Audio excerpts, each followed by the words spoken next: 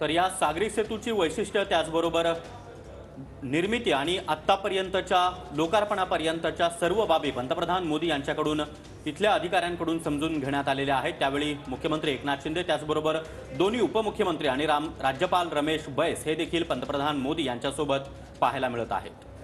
तर महाराष्ट्रामधल्या 2 दळणवळणाच्या सगळ्यात महत्त्वाच्या मार्गांचं लोकार्पण पंतप्रधान नरेंद्र मोदी यांच्या हस्ते या एकाच वर्षामध्ये झालेलं आहे। मागच्या वर्षामध्ये आपण पाहिलं नागपूर समृद्धी महामार्गाचं लोकार्पण झालं आणि या वर्षाच्या सुरुवातीला म्हणजे 2024च्या सुरुवातीलाच पंतप्रधान नरेंद्र मोदी यांच्या हस्ते मुंबईसाठी समृद्धीचा महामार्ग असलेल्या या अटल सेतूचं लोकार्पण करण्यात आलेलं आहे।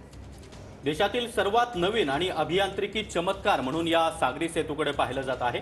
मुंबई बंदर त्याचबरोबर जवाहरलाल नेहरू बंदर यांच्यातील संपर्क देखील या सागरी सेतूच्या माध्यमातून अधिक सुखकर आणि सुधारणा असा असणार आहे। तर ही आपल्याला सागरी सेतूवरची ही दृश्य आपण इथे पाहत आहोत। पंतप्रधान नरेंद्र मोदी यांनी ज्यावेळेला याचं उद्घाटन केलं म्हणजे सुरुवात झाल्यापासून शिवडी ते नावाशेवा अशा या मध्ये या कार्यक्रमाचं आयोजन करण्यात आलेलं आहे। इथे एक छोटा स्टेज उभारण्यात आला आणि तिथे या सागरी सेतूचं उद्घाटन करण्यात आलेलं आहे, लोकार्पण करण्यात आल्याचं जाहीर करण्यात आलेलं आहे। 10 देशांमधील विषय तज्ञ आणि जवळपास 15,000 कुशल मजुरांनी हा सागरी सेतू बनवलेला आहे। भारतातला हा सगळ्यात लांब असा सागरी सेतू आहे। अनेक आव्हानं पार करत हा सागरी सेतू जो आहे तो अस्तित्वात आलेला आहे।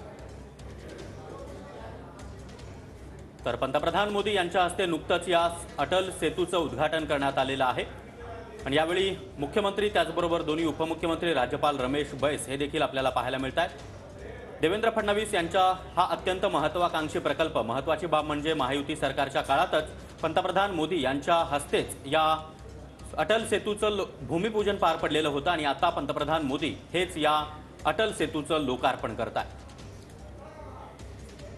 इतरही रेल्वे मार्गांचं उद्घाटन जे आहे ते पंतप्रधानांच्या हस्ते होणार आहे। मुंबईकरांच्या नव्या समृद्धी मार्गाला आता ग्रीन सिग्नल दाखवलेला आहे पंतप्रधान नरेंद्र मोदी यांनी। शिवडी नावाशेवा अशा या अटल सागरी सेतूचं लोकार्पण पंतप्रधान नरेंद्र मोदी यांच्या हस्ते करण्यात आलं।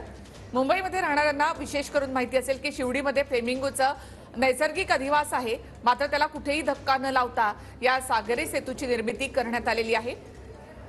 या सागरी सेतूची निर्मिती करत असताना सुद्धा सौंदर्य देखील यामध्ये पाहण्यात आले।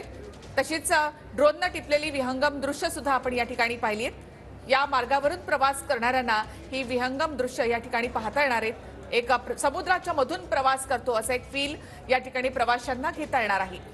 तर पंतप्रधान मोदी यांनी अटल सेतूचं लोकार्पण केल्यानंतर या सागरी सेतूच्या निर्मितीमध्ये जी काही यंत्रणा कामी आली त्याची माहिती घेतली। त्याचबरोबर ज्या हातांनी हा सागरी सेतू उभारला त्या कुशल कामगारांसोबत देखील पंतप्रधान मोदी आणि इतरही नेते मंडळींनी आता नुकताच एक फोटो देखील घेतलाय आणि त्यांचे आभार देखील पंतप्रधान मोदी यांनी मानले।